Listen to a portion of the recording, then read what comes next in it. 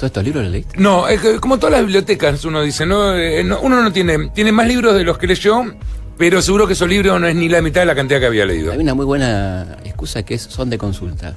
Son de consulta. Tengo ahí consulta. Bueno, tuvimos una gran discusión porque yo estuve regalando muchos libros con respecto a cómo uno construye sus bibliotecas. No es lo mismo, yo construí mi biblioteca en base a que me han regalado muchos libros por trabajar en un medio. Claro. Lo cual no significa que yo le tenga un cariño a todos los libros que recibía. De hecho, el 80% no son libros que hubiese elegido. Claro. Y después están las bibliotecas que hiciste en tu vida. ¿No? Que ahí sí ya te tiene claro, otro ya están tus gustos ahí. En tu caso, tu biblioteca es una biblioteca grande, esa blanca. Muy grande. Y ¿Hay qué hay? Hay, bueno, más o menos 6.000 volúmenes que son de historia. Y después tengo otros 2.000 y pico de literatura. Ajá. Separado aparte. Eso lo tengo en casa. Eso está en el estudio y después en casa tengo... Y de consulta, es medio raro, porque vos sos historia... Sí, es todo de consulta. Claro, es todo de consulta. La verdad que es todo de consulta. Pero salvo las grandes enciclopedias, ese tipo de cosas, ¿no? Pero el resto es como de lectura. Pero, por ejemplo, tu último libro, ¿no? Tuviste que investigar un poco más, de alguien que ya conocías como San Martín, pero tuviste que investigar algo más. ¿Qué vas, a libros que tenés en tu casa, no? ¿A libros que tengo en casa? Más de todo lo... No, obviamente, archivos, muchos archivos. Pero aparte hay libros que por ahí no... ¿Cómo empezás? Bueno, voy a escribir sobre San Martín. Ya sabes más o menos todo lo que hay. Estudiaste, estuvimos, fuimos, fuiste, le diste clases a chicos en el secundario, en la universidad, diste conferencias sobre San Martín, su caballo, la mujer, la hija, el contexto histórico, de lo que pasaba en Buenos Aires, en Europa, Napoleón, todo. Y bueno, ahí hay que ver qué falta, y faltaban cosas interesantes. Descubrí incluso un documento que no estaba publicado, pero, el Alvear. Pero lo que voy yo es... ¿Cómo explicarlo? ¿Cómo escribís de un libro donde ya se habló tanto? Bueno, justamente, ver dónde pueden estar los huecos, ¿no? Porque tenés la obligación en una biografía de contar lo que ya se contó, claro, y agregar lo que a vos te parece que falta. Incluso miradas también, ¿no? No necesariamente grandes novedades, sino cosas que para mí no están bien contadas, o que decís, acá hay huecos, el vínculo con Rivadavia, la política, el San Martín político, el San Martín que le gustaba la pintura, el San Martín humanista. Ahora, por ejemplo, viene la independencia. Viene la independencia. Lo repasamos en primero, segundo, tercero, cuarto, quinto, sexto y séptimo. Primero, segundo, tercero, cuarto y quinto, sexto para colegios industriales. Exactamente. ¿Crees que hay cosas que todavía no se contaron que no se saben? Sí, que no están bien claras. ¿Hay lugares grises en la historia? Hay grises. Primero, siempre tuvimos un gran problema nosotros en cómo se contó la historia en cuanto al contexto, ¿no? Es decir, en qué contexto pasan las cosas, porque si no se entiende el tema de la independencia en el contexto mundial, porque acá hay una urgencia de a ver qué hacemos porque cayó Napoleón, 1815, ¿no? Entonces rebobinemos, ¿hasta dónde querés ir? ¿18?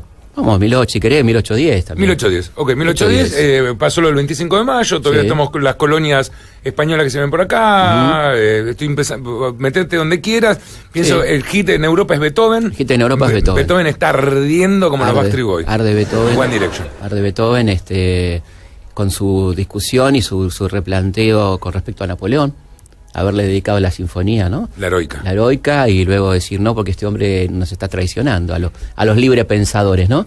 Las potencias, España, Francia, Inglaterra. España en decadencia. Grandes potencias, Inglaterra, y Francia. Inglaterra, Francia, bueno, y el imperio ahí, austrohúngaro que está ahí, ¿no? Digamos, en pleno combate contra Napoleón. Rusia, por supuesto, siempre amenazando con ser una potencia emergente, ¿no es cierto? Los zares y ese imperio enorme. ¿Y Napoleón qué quería? ¿Qué esa altura que era? ¿Era un loco Napoleón que quería un tipo... ¿Qué quería hacer? ¿Grande Francia? ¿Tenía una idea política para llevarle a todos? El tipo tenía algunas cosas que son claramente muy positivas. Por ejemplo, su concepto de la educación, su concepto del derecho, esa sensación de una igualación relativa, por ejemplo, lo legal, que era algo importante para una Europa totalmente monárquica y absolutista. Y tenía esa megalomanía de ser el dueño del mundo, ¿no? Así que no lo paraba nadie. ¿Pero por qué? Porque al igual que Hitler... Sí, con otro criterio, digamos. Yo creo que Napoleón era más sano que Hitler, sin duda, ¿no? Pero sí, la idea de un imperio. Lo equiparon imperio. a más eso, como diciendo, quiero ser el más grande de acá. Quiero ser el más grande, soy el más grande, primero convencido de que era el más grande, y luego mi imperio no tiene límite. No tiene límite, y no tiene límite inclusive pensando en América. De ahí que acá hay una gran duda con el tema de Napoleón. ¿Por qué explota todo en América cuando Napoleón invade España? Porque no queremos que Napoleón venga para América. Digamos, esta es una cuestión... Ahí tenés algo no muy dicho, ¿ves?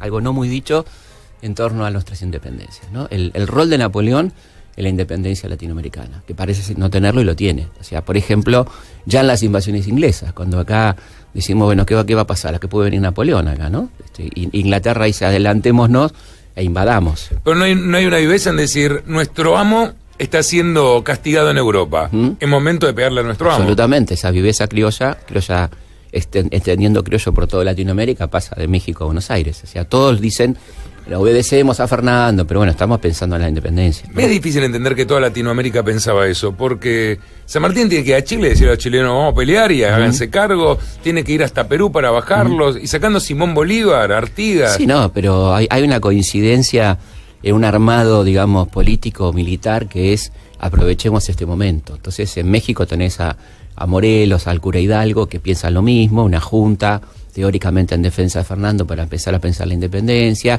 En Venezuela y Colombia está Bolívar, que dice lo mismo. Acá se veía bien ya la independencia de los Estados Unidos, que muy ya tenía unos cuantos años, ¿no? Muy bien. ¿Qué tenía, como 100 años más? Y tenía unos 20 y pico de años, 1776. Así que era reciente, muy importante, la primera república, con todas las letras, una república. Había habido ejemplos de república pequeños, la República de Venecia, qué sé yo, pero república grosa. ¿Venecia fue república? Sí, fue república, claro, con el Dux, con un parlamento, digamos, ¿no? Algunos ejemplos en Suiza de repúblicas, pero la república era los Estados Unidos. División de poderes, un presidente electo, claramente 3 poderes divididos. En el momento que en el mundo triunfaba el absolutismo, todavía faltaba 13 años para la Revolución Francesa, o sea que era una revolución muy importante, con tipos con cuadros como Franklin, por ejemplo, que fue embajador en los Estados Unidos. Benjamin Franklin, un tipo genial, inventor del pararrayo, bueno, montones de cosas. El tipo del billete. El tipo del billete, y que, bueno, le baja línea a los franceses.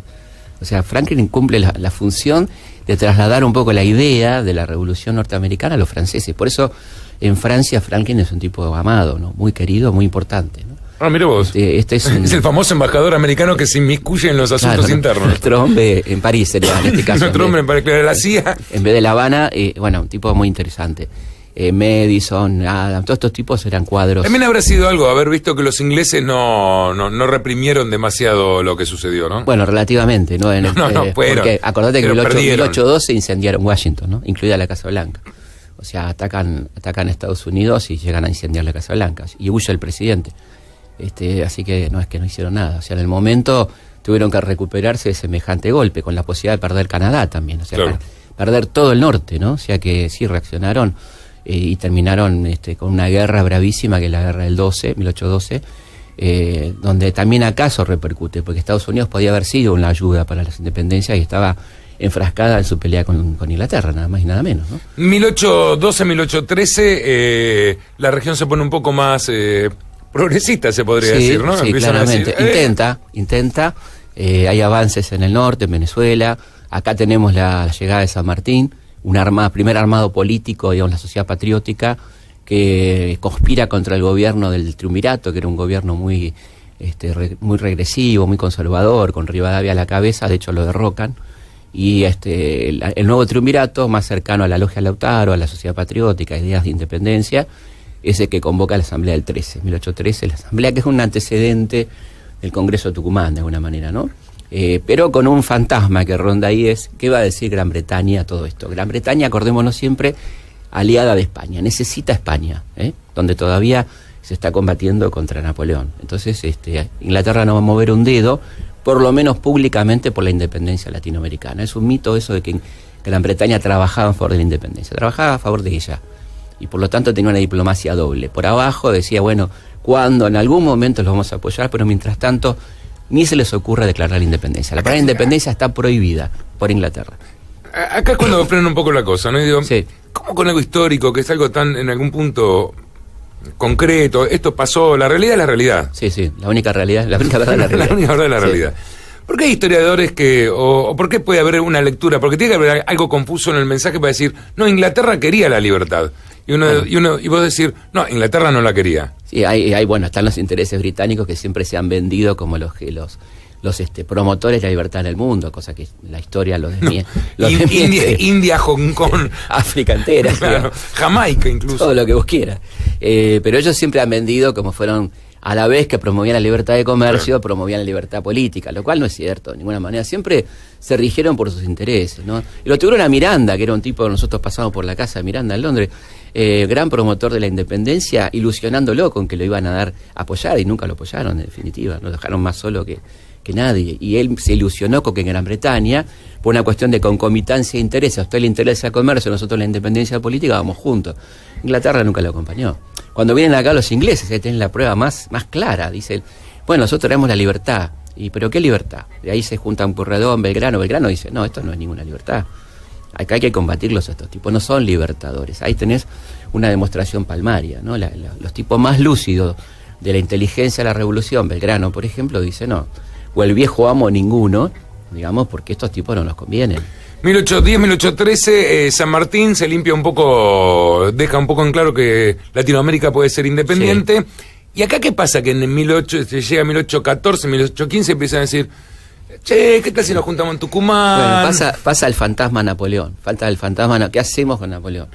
¿Qué va a pasar con Napoleón? Napoleón cae en el 15, pero bueno, había caído en el 14, se recupera en los 100 días de Napoleón, claro. Y finalmente el desastre de Waterloo, que cambia el mapa mundial.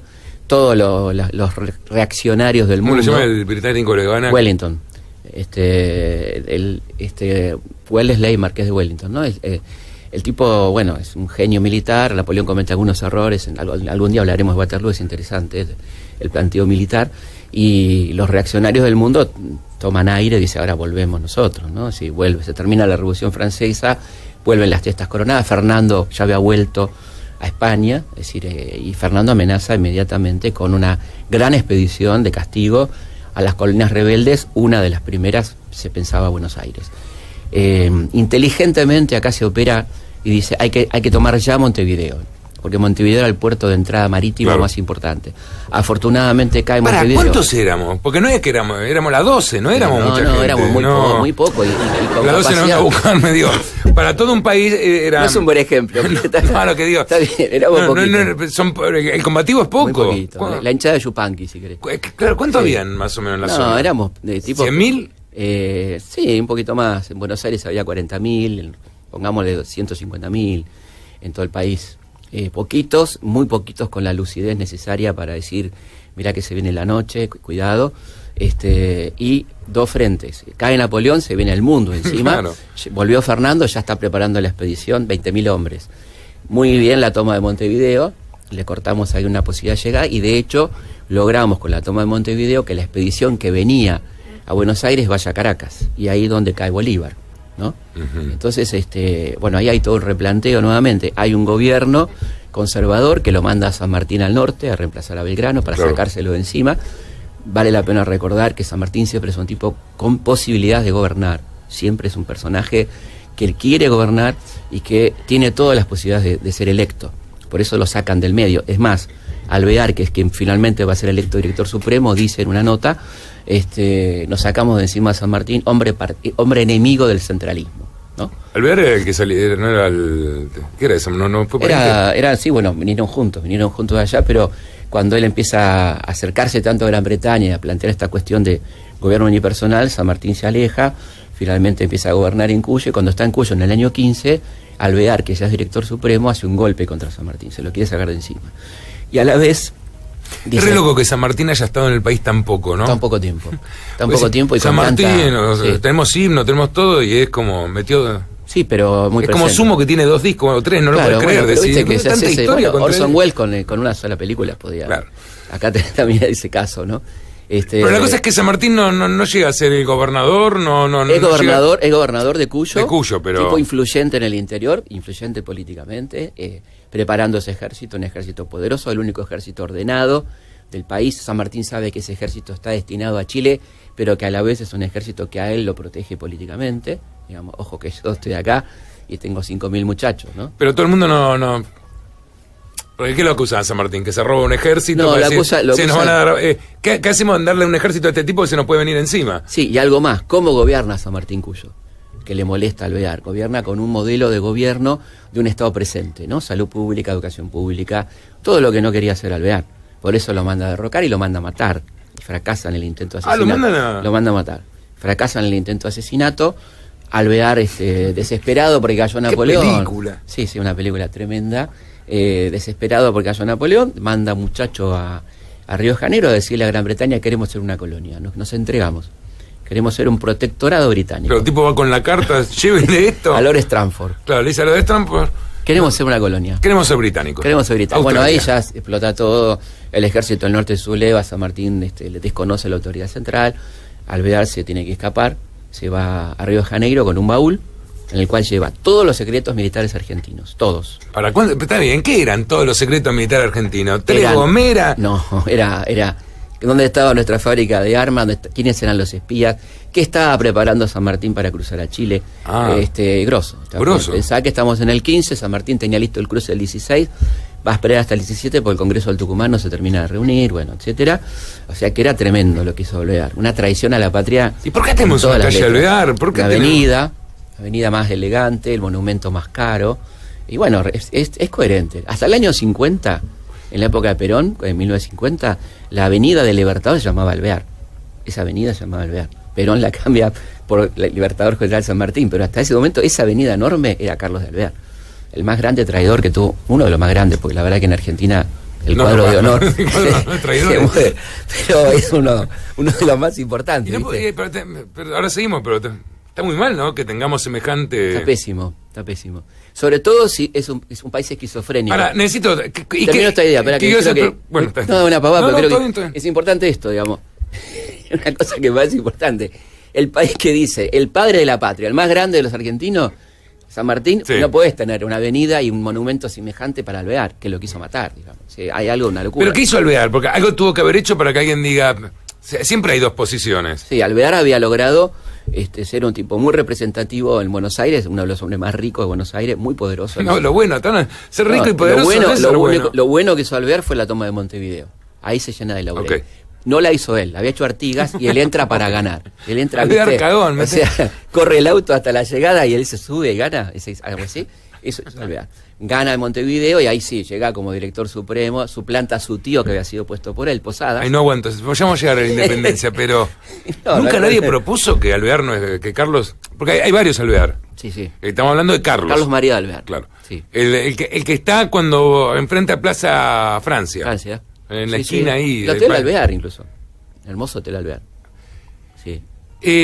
Nunca nadie dijo Alvear, ¿no? Bueno, porque con Roca lo tenemos más presente en la batalla, ¿no? Pero nosotros nos están escuchando en Mendoza en este momento, ¿no? En Mendoza la provincia se divide en departamentos. Sí. El departamento San Martín de Mendoza está rodeado por Rivadavia y Alvear. No está muy bien acompañado. Sigamos hablando de la independencia. Okay, bueno, así se va quedando claro. A partir de la caída de Alvear, que era un hombre que frenaba la independencia de todas maneras, por estas razones que estamos contando, es cuando se convoca al Congreso de Tucumán. Álvarez Thomas, que es el que lo va a reemplazar, después de esta sublevación del Ejército del Norte, que no quiere obedecer. ¿Este Álvarez Thomas, el de la esquina? Sí, exactamente. Convoca al Congreso de Tucumán. Napoleón ya había perdido. Ya estaba listo. Los españoles tenían armas como para venir a atacar. Ya había lanzado la expedición que estaba atacando Venezuela y siempre estaba la hipótesis de una segunda expedición, ¿no? Fuerte contra esta zona. ¿Los ingleses calmos? Los ingleses siempre ahí en Río de Janeiro, con su estación naval, que era la segunda a nivel mundial. Una amenaza permanente porque Portugal nunca terminaba de decidirse. Claro, no quedaba claro. Estaba ahí, pero siempre Portugal muy obediente a Gran Bretaña. O sea que el panorama era tremendo. Para 1816, la única zona resistente en toda América al Imperio Español era esta región. Estaba derrotado y exiliado Bolívar. Había caído Quito. Chile estaba en manos realistas. Montevideo estaba en manos españolas. El Imperio Portugués. Estábamos en el Perú peor, armado hasta las pelotas. En el peor, Perú armado como nunca. Pero, o sea, Perú bastión español. Claro. O sea que era un momento impresionante, muy difícil. Y es ahí donde San Martín interviene muy fuertemente, Belgrano, Güemes, para que se proclame la independencia. San Martín tenía el ejército. ¿Pero qué le dicen? listo. No se dan problemas. Nosotros vamos contra los... El ejército va. Sí. Güemes le dice, vos parámelo acá en Salta que no me bajen de Perú nada. Exactamente. Yo los corro por Chile. Sí. A Belgrano le dice... Bueno, hace lo que pueda. Hace lo que pueda, claro. Frenalos acá arriba en el norte, porque, digamos, no venían de abajo, venían desde arriba. Sí. Y mientras ustedes hagan la independencia, nos hacemos fuerte acá y liberamos todo. Era casi una cuestión formal. San Martín no podía cruzar a Chile siendo general de un país dependiente. San Martín tenía listo el ejército en el 16, pero tiene que esperar al verano siguiente, por cuestiones climáticas, a que se junta el Congreso y se sesiona la independencia. Él va a cruzar la cordillera como el representante de las Provincias Unidas. Pero sin independencia argentina, ¿no hubiese existido independencia chilena? No, ¿En porque, serio? Y bueno, había que ir ahí con papeles, digamos, si yo soy el general de un país independiente, de una región independiente, ¿no? Y eso es lo que no pasa. vengo a invadir. No va a invadir, va al contrario, va con ¿Nunca la ayuda. pensaron los chilenos, dijo, ¿y si este viene a invadir? No, porque el segundo comandante era O'Higgins, digamos, ¿no? O sea, lo que pasa, estaría bueno otro día hablar de esto de la rivalidad argentino-chilena, que tiene mucho que ver con este momento, ¿no? Con reconocer el mérito de San Martín, que me parece que no se puede no reconocer. Y San Martín no tiene para nada la sensación de invasión, al punto tal de que cuando llega a Santiago le ofrecen a él ser director supremo de Chile, y él dice, no, tiene que ser un chileno, y lo deja O'Higgins. O sea que es mentira este afán expansionista de San Martín. No tiene por dónde empezar. Es mentira, absolutamente falso. Una vez que logra la independencia, después de esos dos grandes combates de Chacabuco y Maipú, designa a O'Higgins para que gobierne Chile. O sea, y él se retira, está pensando en el Perú, ya no piensa más en Chile, digamos, ¿no? Ok, estamos en Argentina, no, Argentina, sí. El Virreinato del Río de la Plata, vamos a ser independientes. Provincias Unidas. Somos las Provincias Unidas del Río de la Plata, así nos llamamos a ese momento. Exactamente. Provincia Unida en Sudamérica. Ya tenemos bandera. Tenemos bandera, tenemos escudo, tenemos himno, tenemos moneda. ¿Tenemos himno? Claro, ya tenemos himno. Un himno hermoso. ¿Moneda teníamos? Moneda teníamos del 13, el himno teníamos del 13, escudo también, escarapela, bandera. Mirá Clarín ya, Ya está. Por el 13. Ya estaba, Chiste boludo. Pero ¿qué te parece? Y bueno, le faltaba la independencia. ¿No vamos a Tucumán? Vamos a Tucumán porque las provincias inteligentemente dicen, bueno, no se puede hacer en Buenos Aires. Ya Buenos Aires demostró que tiene afán centralista, hagámoslo en una provincia que sea en la mitad del territorio. Sur del país ocupado por los indios, la mitad quedaba aproximadamente en Tucumán. Toma la mitad de Patagonia Salta, digamos. Claro, digamos de la línea de la Pampa para arriba, ¿no? Y Tucumán era una ciudad peligrosa, estaba con toque de queda. O sea, en cualquier momento podían atacar los realistas, ¿no? A las 10 de la noche había que guardarse y toque de queda. Y ahí es donde se hace el congreso que comienza el 24 de marzo, y se trata básicamente, para aquel entonces una fecha el 24 de marzo inocua. No. Sí, Claro. Y se empieza a tratar, quizá la parte más interesante del congreso, los planteos políticos, monarquía, república, federación, unidad, que se llevan los primeros meses, hasta julio, donde a instancia de San Martín se proclama independencia, ¿no? Pero ¿por qué, estando tan apurados y necesitando hacer este congreso y ser independiente, por qué se tarda tantos meses? ¿Por qué tanta mesa de debate? Una vez enfrascados en el tema político no podían salir de ahí, tenían que dar una definición. ¿Qué vamos a hacer? ¿Una república? ¿Una monarquía? Para colmo llega Belgrano y dice, ojo que en Europa son todos monárquicos, pongamos un rey, pero pongamos un rey inca. Sí, me acuerdo. Y el rey inca no es cualquier rey inca, es el hermano de Tupac Amaru, el que propone Belgrano. Pero igual para... Simbólico, ¿no? Simbólico, por supuesto. Porque era una monarquía, y cuando la gente dice San Martín monárquico, Belgrano monárquico, estaba hablando de monarquía parlamentaria, con un rey simbólico y un primer ministro. Entendiendo que eso daba cierta unidad a un país que ciertamente iba a estar en un despelote de guerra civil, como estuvimos, sin duda. Y la firma de la independencia del 9 de julio. Sí. Es el resultado de un debate que termina con eso y con todos convencidos y democráticamente diciendo, está bien, esta es nuestra independencia, la firmamos, hemos llegado a un acuerdo. Sí, con reticencias de algunos, de los más inteligentes, Paso, por ejemplo, morenista, San Martín, que dice, ojo que esta redacción no me gusta, porque dice, libre de España, Fernando VII, sucesores. ¿Qué pasa con otros reinos? ¿No? Entonces, insisten y hay una redacción final 10 días después, donde dice de toda dominación extranjera, porque se sabía que estaban negociando con Portugal, claro, con otras potencias, y por eso ahí ves lo que vos decís, que es muy interesante, lo costoso que fue la redacción final del documento, porque dice libre de toda dominación extranjera, y alguien logra meter una frase fatal al final, que dicen fin de la revolución, principio del orden. O sea que ahí se negoció, ¿no? Claro. Está bien, libre de toda dominación, pero acá termina la revolución, ¿no? Es muy interesante ese acta, que es un acta de nacimiento de un país, ¿no? ¿Quién es el primer país que nos reconoce? Primero Hawái, gracias a gracias a nuestro querido, a nuestro ídolo absoluto Hipólito Bullard, cuando él está de recorrida por el mundo con la Argentina, y cuando llega a Hawái, el rey Kamehameha, que retrotrae inmediatamente a Dragon Ball, así se llamaba el rey Kamehameha, sí. Es el primer estado a nivel mundial que nos reconoce es Hawái. Nos reconoce, imagínense que Buchard diciéndole, nos reconoces Argentina. No, pero aparte de Buchard. No, va a venir Maradona. Imagino que Buchard con su capacidad de convicción, ¿no? ¿Nos reconoces o nos reconoces? Y el tipo, sí, está bien. No hay problema, yo lo reconozco. ¿Se puede ver el coso de la independencia? ¿Dónde está nuestro...? Está en Tucumán, hay copias, se hicieron copias en quechua y en guaraní, para que los pueblos originarios accedan también al contenido. Y el acta está, una primera acta que se perdió, cuando venía una copia del acta, ¿no? Se la robaron. Se la robaron a un chasqui que la traía. Al correo. Un correo. Un pirata del asfalto del momento. ¿Nunca se encontró? ¿Nunca? Esa no, pero era una copia de todas maneras, no era el acta original, ¿no? El acta original es la que supuestamente se exhibe en Tucumán. Se exhibe en Tucumán y hay varias copias. Las copias eran ya de imprenta, eran actas de imprenta, y con las firmas, por supuesto, autógrafas de todos los congresales, que tenés parte en Almagro y parte en la zona de Palermo, los congresales, ¿no? Los nombres de las cosas. Claro. 9 de julio, 9 de julio. ¿Nace la República Argentina? Sí, no república, no está claro si es república. Nace en las Provincias Unidas. Viste que no tenemos una respuesta contundente. Pero no es mi culpa. ¿Pero cuándo fuimos República República Argentina? ¿Con la Constitución? República Argentina hay un primer intento con Rivadavia, de un presidente y un parlamento, que duró un año. Después vienen las guerras civiles, después viene la Confederación. ¿No hay un momento en pasamos a ser la República Argentina? En 1862. ¿Mucho después de la Constitución? Con Mitre, porque la Constitución declara sistema representativo republicano y federal, pero el nombre que asume la patria dividida, recordad que había el Estado de Buenos Aires con Mitre al frente y la Confederación Argentina con Urquiza como presidente. O sea que no era una república, funcionaba como un sistema republicano, pero dividido en dos. La Argentina hasta 1861, concretamente hasta el 62, cuando hay elecciones, eran dos países: el Estado de Buenos Aires y la Confederación Argentina con Urquiza a la cabeza, ¿no?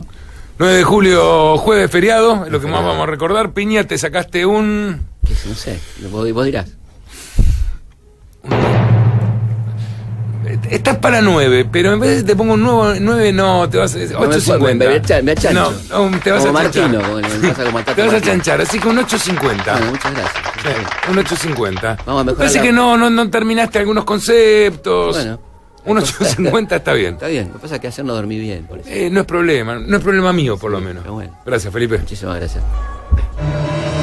Se cerró un capítulo, pero la historia continúa. Hasta aquí.